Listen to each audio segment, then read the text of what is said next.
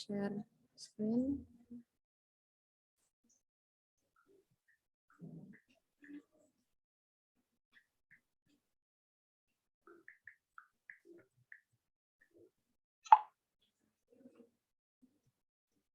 Kelihatan nggak? Udah kelihatan.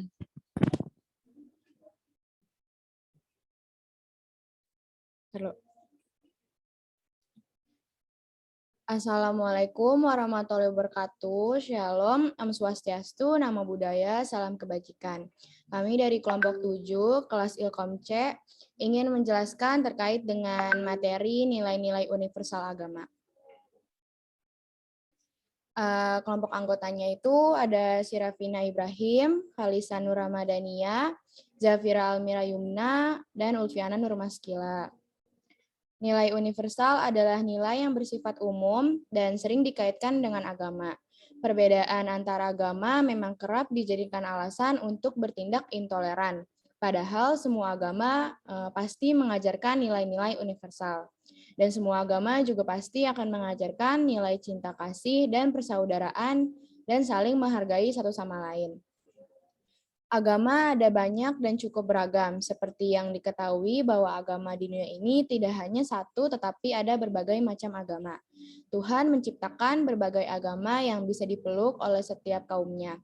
Agama adalah suatu sistem yang mengatur setiap kepercayaan dan juga kepribadatan kepada Yang Maha Kuasa, yaitu Tuhan Yang Maha Esa. Yang mana juga ada tata kaidah yang berhubungan budaya dan pandangan dunia yang akan menghubungkan setiap manusianya dengan tatanan kehidupan yang bermakna dan indah. Sebenarnya perbedaan antar agama itu sering sekali dijadikan orang untuk bertindak toleransi yang padahal semua agama itu mengajarkan kita tentang kesamaan nilai-nilai universal. Toleransi itu memang ada setiap ajaran agama. Nilai-nilai dari universal ini menjadi sebuah doktrin yang kemudian disebarkan dan diikuti oleh beberapa manusia untuk membentuk sebuah perkumpulan. Seharusnya antar agama bisa bersikap saling menghormati dan menghargai satu sama lain, karena dengan hidup tentram dan saling membantu maka akan baik-baik saja. Tidak ada tudingan-tudingan jelek antar agama dan tidak akan ada pertengkaran antar agama yang bisa memicu dendam satu sama lainnya. Setiap agama juga sudah diajarkan untuk saling menghargai dan saling menghormati dan cinta kasih antar manusia. Sejarah agama. Sebelum Muhammad, sebelum Yesus, sebelum adanya Buddha dan ada seorang Zoroaster 3.500 tahun yang lalu pada zaman perunggu Iran, ada seseorang yang mendapatkan visi tentang satu-satunya Tuhan yang tertinggi.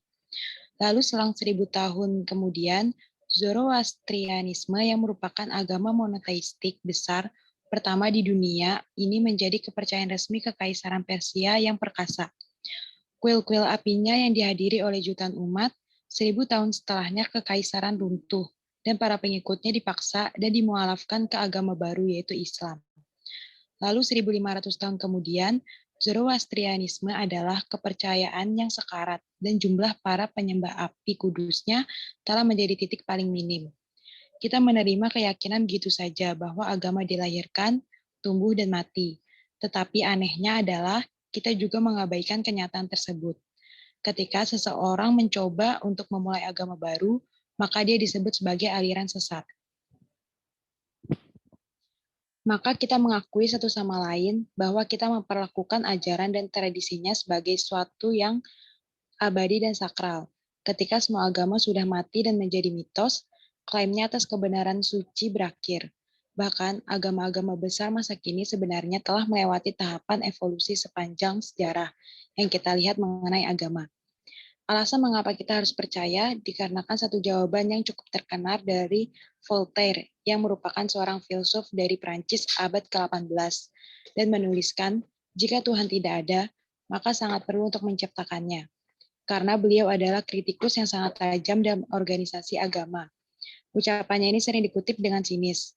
Tetapi faktanya bahwa beliau berkata jujur dan berpendapat bahwa kepercayaan pada Tuhan diperlukan agar masyarakat berfungsi, dan meskipun Voltaire tidak menyetujui monopoli yang dipegang oleh gereja atas kepercayaan tersebut, banyak mahasiswa modern jurusan agama setuju akan pendapatnya. Agama memiliki beragam pemeluknya masing-masing. Agama sendiri merupakan kepercayaan, sistem budaya, dan pandangan dunia yang menghubungkan setiap manusia dengan tatanan kehidupan. Setiap manusia memegang kepercayaan masing-masing, sehingga diajarkan mengenai etika, moralitas, hukum agama, dan gaya hidup yang disukai. Agama di dunia ini beragam. Dunia memiliki 8 agama terbesar di dunia, dengan pemeluk terbanyak, diantaranya Kristen 2,3 miliar pengikut, Islam 1,8 miliar pengikut, Hindu 1,15 miliar pengikut, Buddha 521 juta pengikut, agama tradisional Tionghoa 394 juta pengikut, Sikhisme 30 juta pengikut, Judaisme 20 juta pengikut, dan Baha 8 juta pengikut. Selanjutnya adalah nilai-nilai universal agama. Nilai-nilai universal agama di dunia yang diperhatikan sekali adalah 8 agama utama yang memiliki banyak pengikutnya. Salah satunya adalah nilai-nilai dari agama Islam yang dibedakan dalam 3 jenis, yaitu nilai-nilai ibadah, nilai-nilai akidah, dan nilai-nilai akhlak. Bentuk dari transformasi nilai-nilai Islam sendiri dibentuk dalam karya sastra yang dihubungkan dengan teks Al-Quran dan hadis yang memang terpancar dari rukun iman dan rukun Islam. Nilai-nilai yang diterapkan oleh agama Islam bersumber dari keimanan terhadap keesaan Tuhan Yang Maha Esa, dan memang dari nilai kehidupan manusia berakat dari keimanan terhadap Tuhan yang menjadi dasar dari agama.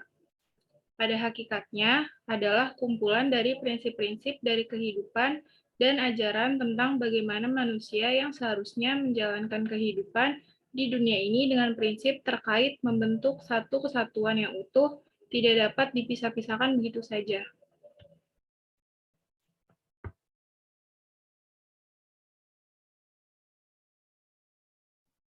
Selanjutnya saya akan menjelaskan mengenai perbedaan karakter dan nilai universal agama.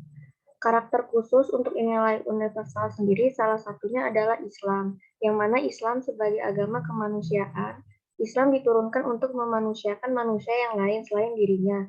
Sudah diingatkan Tuhan dalam Al-Quran, surat Al-A'raf ayat 779.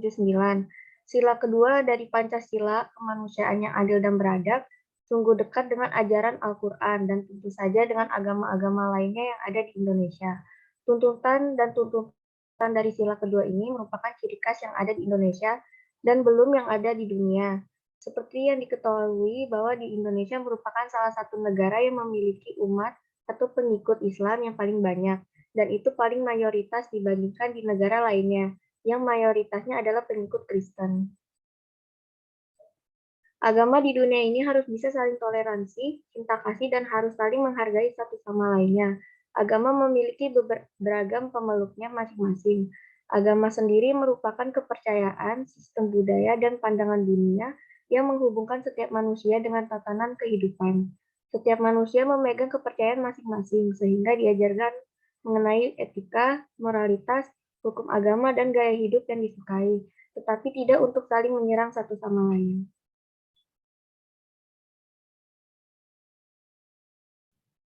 Begitu saja materi yang bisa kami paparkan.